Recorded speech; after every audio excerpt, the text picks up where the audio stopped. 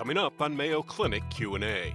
If you delay screening, you might catch at a later stage where it could be life-threatening or fatal. While COVID-19 continues to have our focus, other health issues haven't gone away. Delaying a doctor's visit now could lead to greater problems in the future, so it's important for individuals to continue caring for their health, and that includes cancer screening. For many of the cancers that we screen for, if you catch it early, it could be potentially curable and lead to a normal lifespan. Welcome everyone to Mayo Clinic Q&A. I'm Dr. Helena Gazelka. Thanks for joining us today. One of the challenges of the COVID-19 pandemic has been that people are delaying not only routine medical care, but also routine cancer screening. Cancer diagnoses have actually decreased during COVID-19. This has led experts to be concerned that the delay in people receiving screening is causing cancers to be diagnosed at a much later stage than they would otherwise. And they are much more treatable at early stages, obviously. So what is Mayo Clinic doing for cancer care during the COVID pandemic? Well, we have an expert to discuss this with us today. Here with us today is Dr. Rob McWilliams, who's a medical oncologist at the Mayo Clinic in Rochester, Minnesota. Thanks for being here, Rob. Thanks for having me here, Dr. Gazelka. Well, it is great to have you here today. So I just started out by talking about cancer diagnoses and cancer screening. What are you seeing in your practice? Yeah, so definitely when the pandemic first hit last spring, we saw an abrupt decline in all types of routine medical care. And that made sense. We were opening up the hospitals for this anticipated huge wave of patients that were requiring ventilators and ICU stays and things like that. So anything that was deemed elective was postponed. And at that time, we all thought it would be for a few months, and now it's been dragging on. Since that time, as medical centers and Mayo Clinic and specifically, we've reopened. We have seen the numbers increase as far as the patients who were able to get that type of screening. However, and we've seen the same thing nationally. However, then they really haven't caught up. And I suspect that, and many suspect that there are patients out there that are avoiding care or delaying care, or they have other priorities. And so the routine cancer screening that we saw that was part of routine medical care pre-pandemic really hasn't caught up to where it was. Rob, do you think that people are delaying care because they are worried about contracting COVID-19 or the risks of being in medical institutions, or that there's just a lack of access to care now?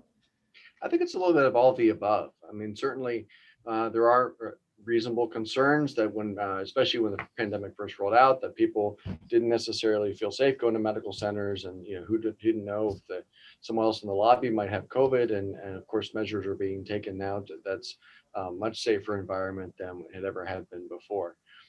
So I think there is some avoidance, but I think also just in general, people are prioritizing other things. So maybe financial circumstances have affected their ability to access care.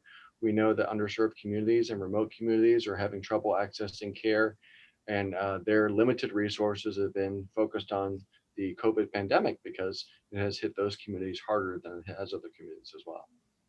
Rob, just off the top of my head, when I think about screening for cancers, I think about certain types of cancer that I know are routinely screened for, like cervical cancer with pap smears, breast cancer with mammograms, colorectal cancer with colonoscopies and Cologuard tests, et cetera.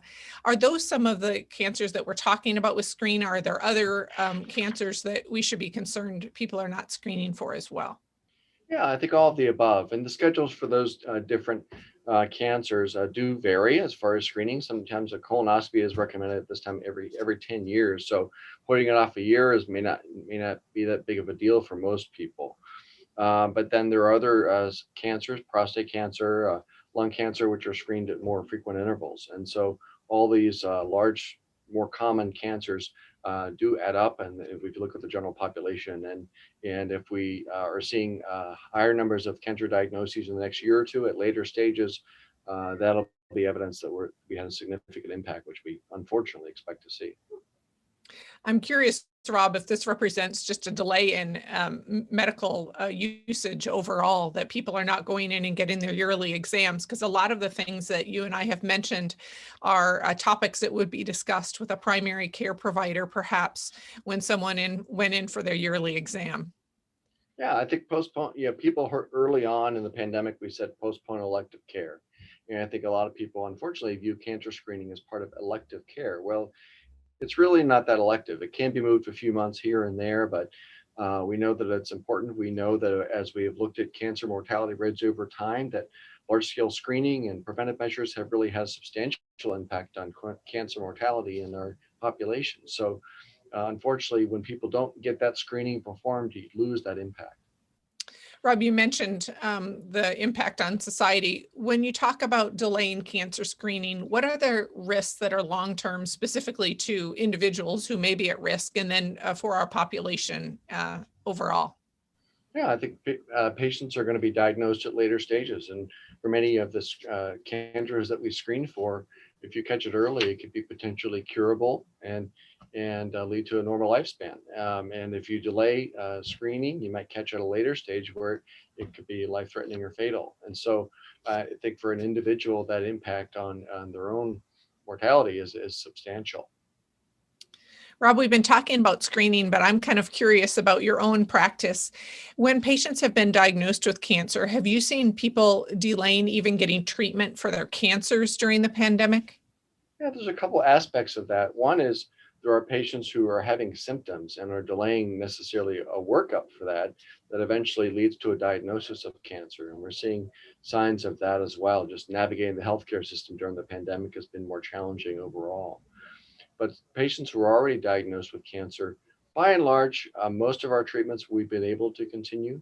Chemotherapy and radiation therapy really never missed a beat necessarily, although patients who travel for care did find some barriers there.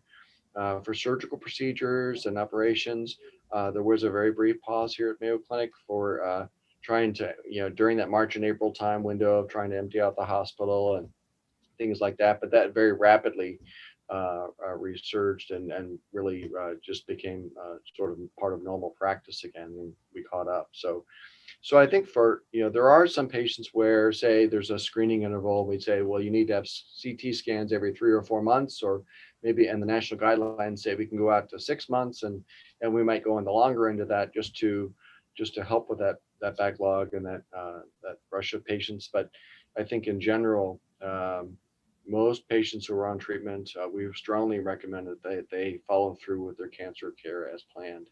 When we look at how cancer patients do, we knew early on in the pandemic that cancer patients were higher risk for complications of COVID than other patients. What we found over time, and we worried that just being on chemotherapy or being on immune therapy would really compound people's risk. But what we've seen over time is that it's really certain populations of cancer patients that are at the really high risk for complications, such as bone marrow transplant patients or leukemia patients, where that immune system is really profoundly decreased. The patients with more common solid tumors, breast cancer, colon cancer, they seem to do fairly well, even if they get infected with COVID. So overall, we have not seen reason to delay necessary therapy for cancer. I'm glad that you addressed that topic, Rob, because I would imagine that it's very frightening. It was frightening for all of us when we saw the number of people ill and the number of deaths, and we watched this continuously on television and on the internet.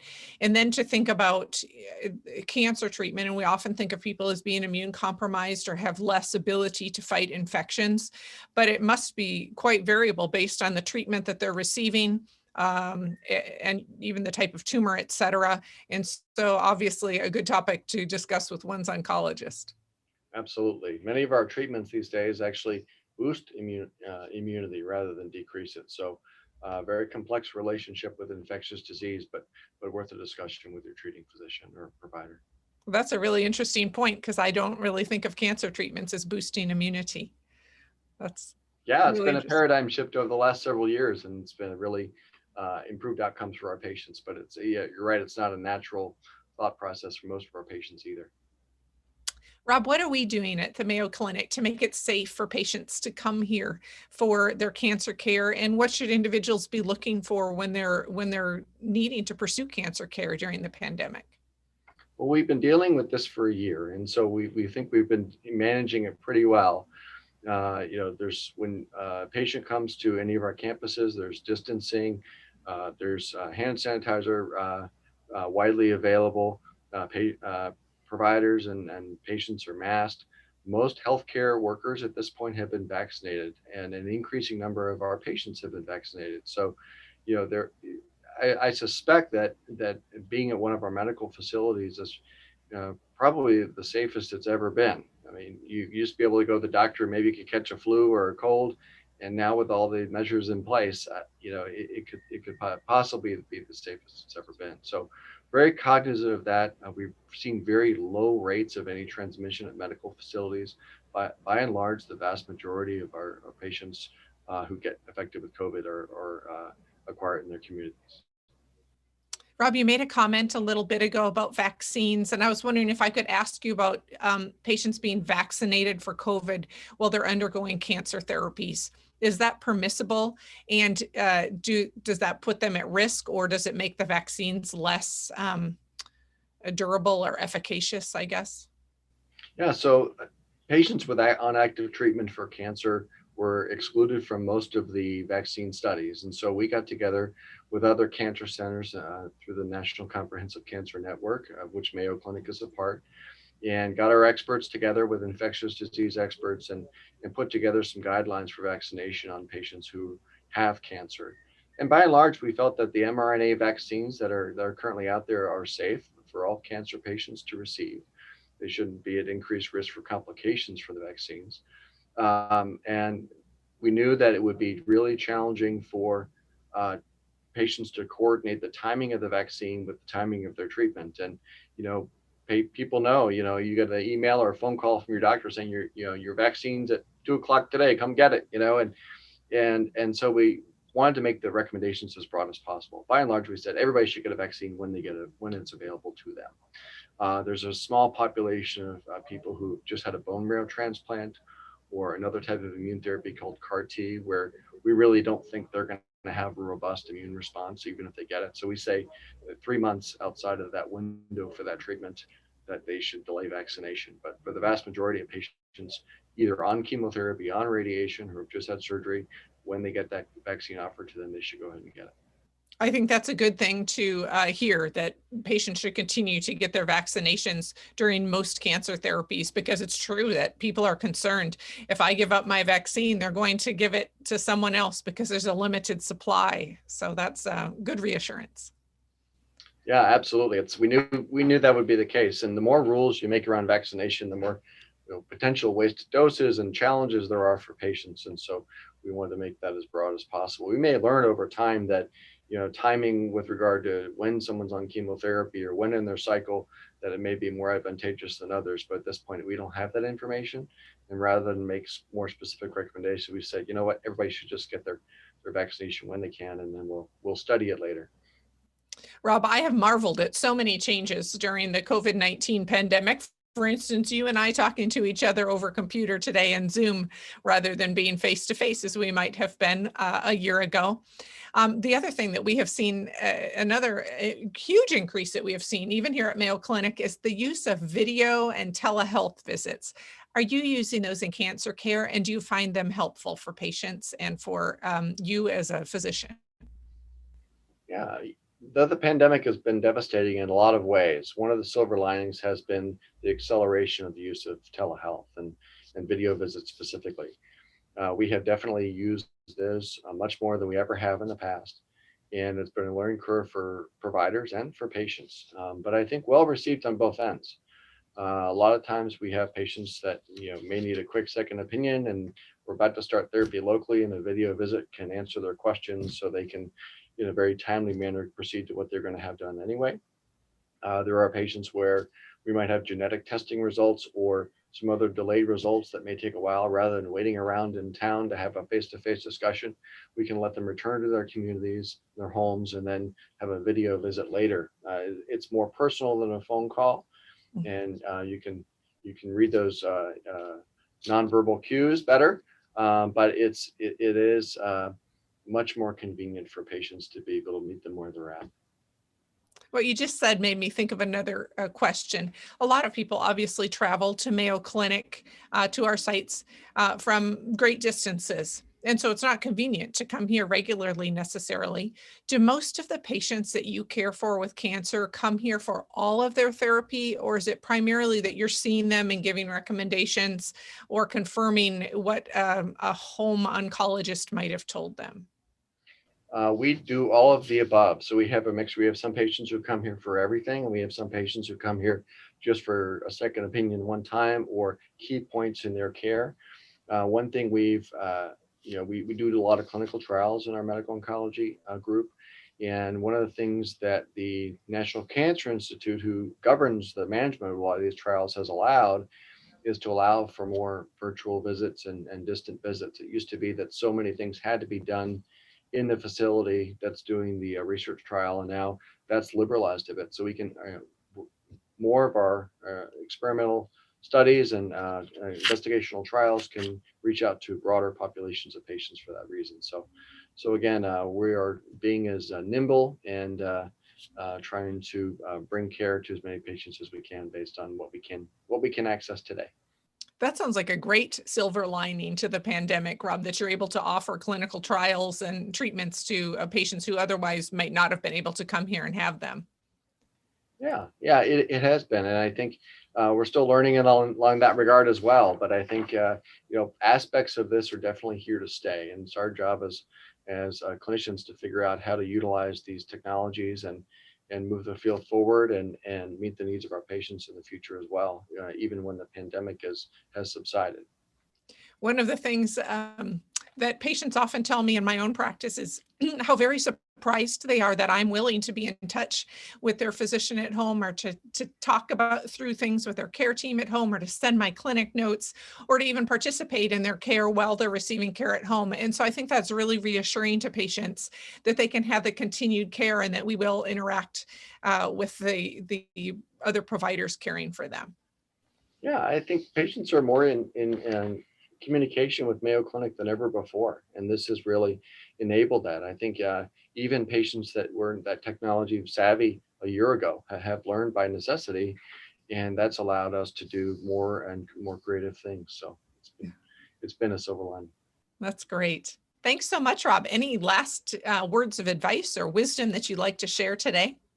Yeah, one thing that we have started seeing is for people who are lucky enough to receive the vaccines for COVID, sometimes that robust immune response can be pretty strong. So sometimes if you get it in the shoulder, your lymph nodes under your arm might be increased in size. That can affect screening studies such as mammograms and some of the assessments that are done for breast cancer screening. So just to let people aware, if they do call for a screening study, they may be asked when their vaccine was if they've had it, and they may ask to have some timing for that screening study to allow for that natural immune reaction to subside before they get their screening. Otherwise, there's some chance of a false positive. So just for people to be aware. It's not a deal breaker, but it's one of those things that you want to be aware of. Well, that's very interesting. Not something that I had thought of. Well, we have definitely seen our share of patients who we get imaging studies, PET scans or CT scans, and boy, they have swollen lymph nodes. And you ask, what did they get a COVID vaccine? Yeah. Which arm did you get it? And it's in the arm where the lymph nodes light up. So by and large, it's we have learned through experience. So, but it's certainly the vaccines are causing robust responses that we can see on radiology studies. How fascinating. Thanks for being here today, Rob. Thank you, Lena. Our thanks to Dr. Rob McWilliams, medical oncologist at Mayo Clinic in Rochester. As he's told you today, don't delay your cancer screening, and cancer treatment is still ongoing during COVID-19. I hope that you learned something today. I know that I did, and we wish all of you a wonderful day. Mayo Clinic Q&A is a production of the Mayo Clinic News Network and is available wherever you get and subscribe to your favorite podcasts. To see a list of all Mayo Clinic podcasts, visit newsnetwork.mayoclinic.org. Then click on Podcasts. Thanks for listening, and be well. We hope you'll offer a review of this and other episodes when the option is available. Comments and questions can also be sent to Mayo Clinic News Network at mayo.edu.